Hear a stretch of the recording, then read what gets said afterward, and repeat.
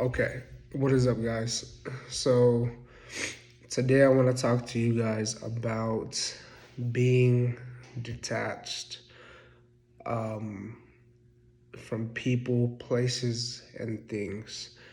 The strength and the importance of non attachment. When we become attached to things, these things develop power over us. Attachment doesn't always, when you hear attachment a lot of times to people means a a physical thing. Like maybe you're in a relationship and you're attached to this person. Being attached can be a mental thing just as much as physically. We become attached to certain identities, ideas, thoughts, experiences. That is what I currently am practicing, and something that I want you guys to practice for yourself is the non-attachment towards everything. Like I said, when you find yourself being attached, now these things have power over you because nothing, and I mean nothing, is forever. No feeling, no person, no thing is forever.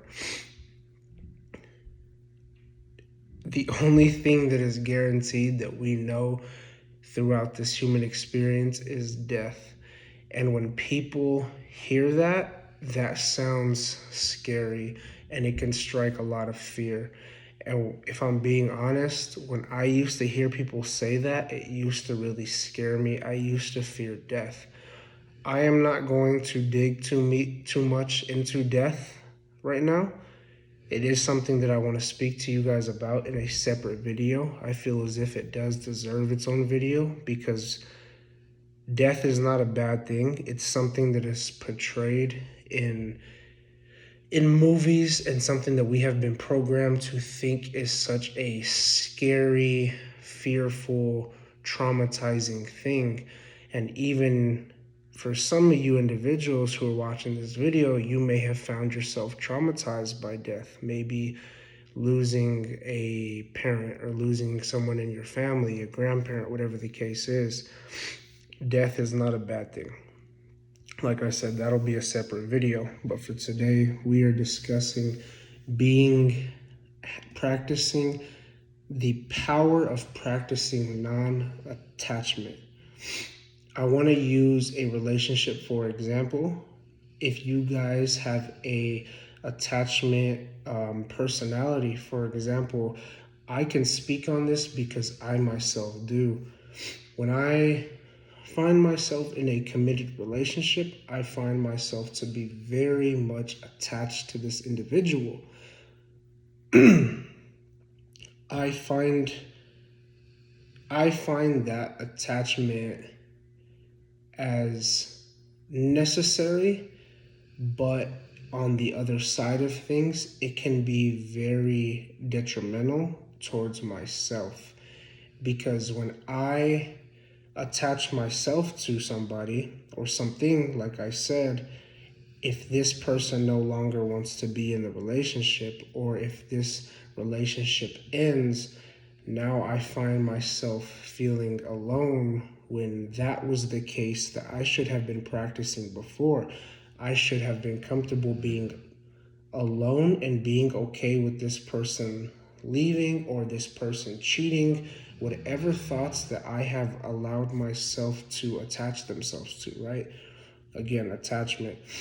Allow myself, we find ourselves in these relationships and you can create these insecurities if you have an attachment problem where you think maybe this person finds somebody else, or maybe this person is going to leave, or this person is going to cheat, because you already have that attachment personality within yourself. Now you're attaching yourself to these ideas, and then you attach those ideas to the person, and then your thoughts start to become your reality. And in this way, you can quite literally manifest it. You can quite literally create that separation and that distance between you and this individual or you and this thing, because instead of allowing it to naturally flow, now you have attached it to yourself. This is why I don't attach myself to anything anymore. I don't attach myself to money, to women, to friendships, to jobs, to anything. I will no longer attach myself to anything because nothing is owed to you. And like I said, when you attach yourself to it, now this thing has power over you if it doesn't work out. You should have a resilient mindset. Do not get me wrong. Your mindset when it comes to achieving your goals should be resilient. If I want to be a six-figure earner, I am going to work myself off to become a six-figure earner. If I am trying to graduate college, I am going to work my ass off with graduating college. Whatever the case is, if you have a long-term or even a short-term goal set in mind, you need to be resilient, but you also need to understand that if there is a possibility that this does not work out, that right there will give you the power, because now you do not need it. It is something that you want to happen, and it is something that you know you are capable of making happen. But if this person or if this job or whatever this doesn't work out, you understand you will be okay. You do not need anybody. You do not need anything. Be thankful for the things that you have. If you have a roof over your head, if the lights are on, if you have food in your stomach and food in your fridge, whatever you have, be thankful for it now, because at any given moment it can be gone. And if you ever find yourself in a position of being uncomfortable and having less than what you have had before, you need to be okay with that too. It doesn't mean that you sit there and you cry. It doesn't mean that things need to stay that way. But you need to be okay with having nothing, because when you are okay with having nothing, you then learn that you have everything. Everything that you need is already within you. Love, spirituality, self-respect, self-awareness. These are all things that we need, and those are the things that come straight to my mind. A lot of times, especially for myself, because I speak to you guys and I tell you that I have this attachment problem. I attach myself to people, and if that love doesn't work out, then it feels like I lost love. At the end of the day, all of the love that you could possibly imagine and need already exists within you. And then until you unlock that and until you give that to yourself, you will not be able to feel the frequency vibration of love from anybody else. Love is the most powerful emotion on this planet, and everybody is seeking it. Love and lust. These are the most powerful emotions, and everybody is seeking. You need to be very sure that you are living from an abundance of love within yourself, and naturally you will see the love in everything that this world has to offer. Only then will you experience true love from other individuals. That power, and what it will do is it will, a lot of times, if you are not receiving love that you feel as if you deserve from somebody, it is not because this person is not giving you the love. It's the fact that you have not found that love within yourself, so you cannot appreciate this person for the state of consciousness that they are able to provide to you. I'm going to give you a quick example.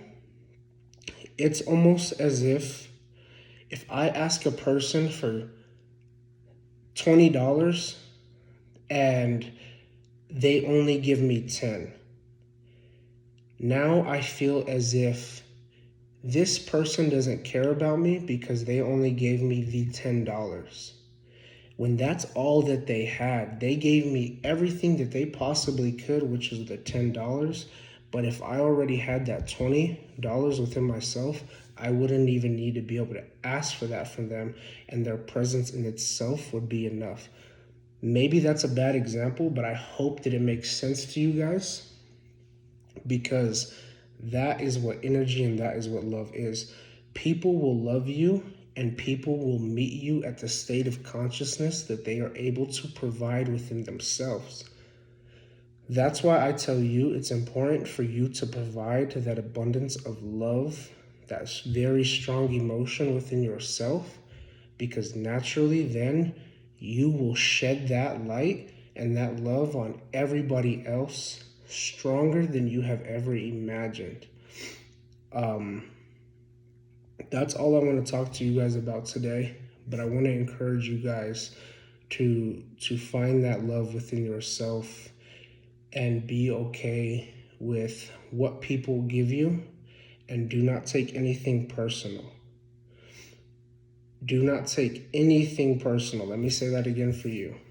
People will meet you where they can meet you at the level of consciousness and at the capability of love that they can provide for themselves. It has nothing to do with you. Stop making things about you. Stop being selfish and thinking it has something to do with you. It's nothing to do with you, everything to do with them. Thank you guys for watching.